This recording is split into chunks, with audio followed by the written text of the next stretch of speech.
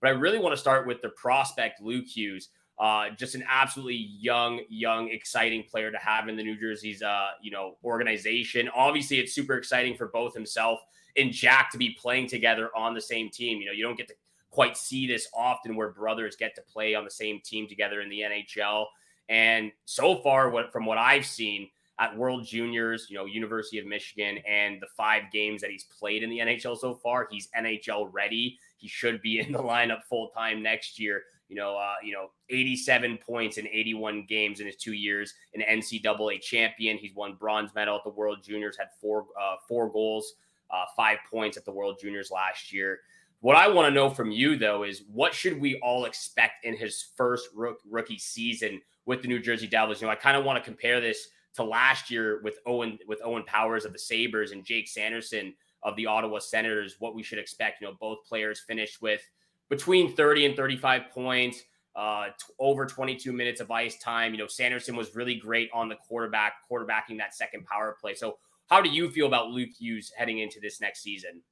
You mentioned Owen Power and all of them. I had the chance to speak with one of Luke Hughes' former Michigan teammates, and Matty Beniers, who is the front runner to win the Calder Memorial Trophy. And obviously he plays for Seattle Kraken, who had a very good year. So Matty describes Luke as a very dynamic player, and also said that Luke was probably one of the most talented skaters he's ever played alongside with.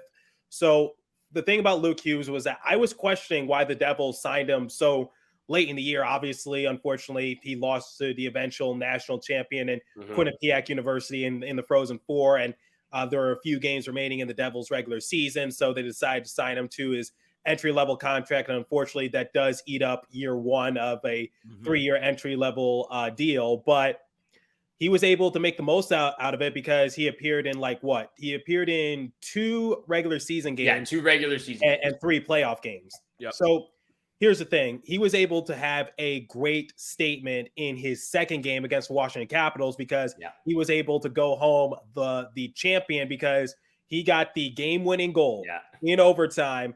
And what a way to cap off the regular season for the New Jersey Devils. A season that was already historic upon itself, and Luke Hughes gets to just finish off the season with a bang. And then here come the course of the playoffs. It's the second round against the Carolina Hurricanes.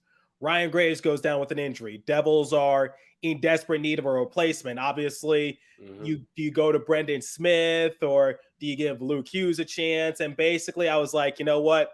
You got nothing to lose at this point. Insert Luke Hughes into the lineup because I'll admit, I was very hesitant about putting Hughes into the lineup just because I was like, I don't want to feed him into the pack of wolves right away. But just looking at Luke Hughes and during the playoffs and also the couple of regular season games that I saw him appear in, I wish I could use a better word to describe him, but he looked very comfortable out there because he was in the right place at the right possible time. He was making great passes. He was asserting himself pretty good on the defensive side of things.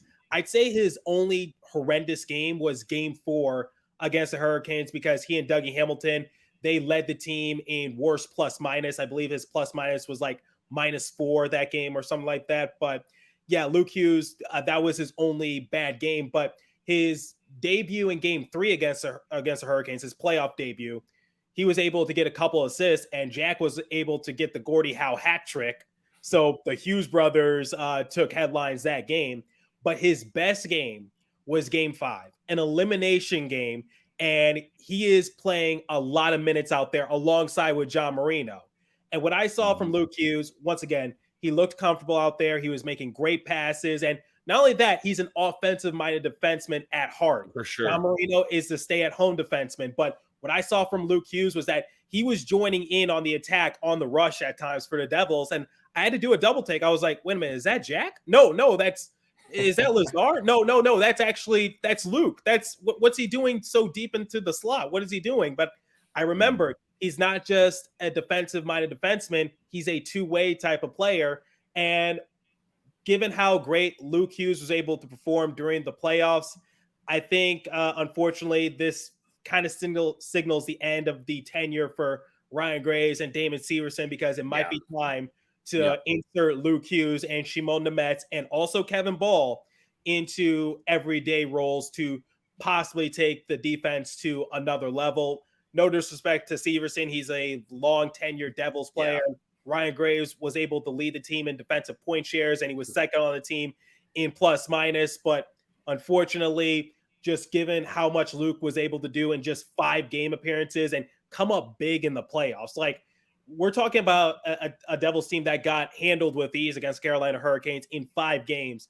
And yet Luke Hughes was able to basically make sure that there was still some attention gone his way, because he had to make a big impact right away, and he was able to do that. So I'm really excited for Luke Hughes. I hope I get to see him in development camp. We'll see what happens in that regard. But having spoken to Luke Hughes, I asked him, like, what were some of the defensive changes you made to your game? Because one of the downfalls for Luke Hughes was that he gets a little too jumpy on the defensive side of things, and thus it puts him out of position, because that was one of the concerns I had for him when he was going to make his playoff debut. And he said playing that second year at the University of Michigan, he was able to make some minor tweaks to his game, and he was able to translate it from the Frozen Four to now the Stanley Cup playoffs. And like I said, right spot, right opportunity, and just making those plays.